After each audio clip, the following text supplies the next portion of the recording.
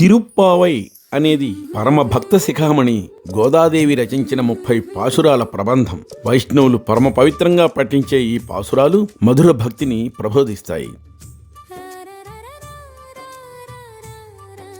21వ పాసురంలో ఎవరి ఇంట ధేనువులు భాండాలు పొంగి పొరలేట్టు పాలు కురుస్తాయో వాటి యజమాని అయిన నందగోపకుని సుతుడైన కృష్ణుణ్ణి గోపికలు మేల్కొలుపుతున్నారు. యుద్ధంలో కృష్ణుని చేత పరాజితులైన అరివీర భయంకరులైన వీరులందరూ ఆయన పాదాలు పట్టడానికి వేచి ఉన్నారని కూడా ఈ మేలుకొలుపులో వారు పాడుతున్నారు.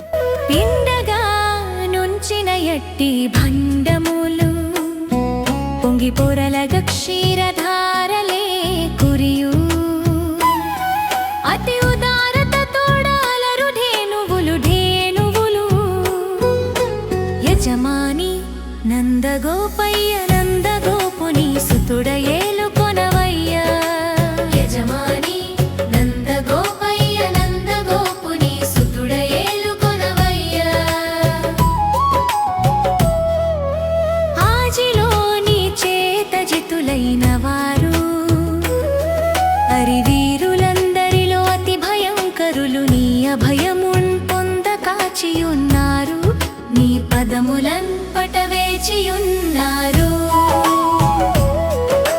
మెలుకొని మమ్ములను ఎలుకొనవయ్యా ఎలుకొనవయ్యా. మెలుకొని మమ్ములను ఎలుకొనవయ్యా ఎలుకొనవయ్యా. వేదవేద్యడవైన నీదు మహిమంబు వివరించ నెవరికి నీ సాధ్యంబు కాదు. ఆశ్రిత వత్సలుడు అసలు నీ పేరు.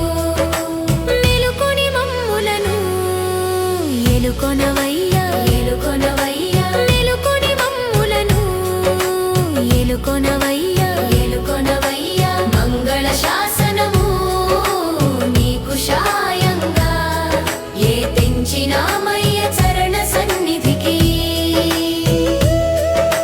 మెలుకొని మమ్ములను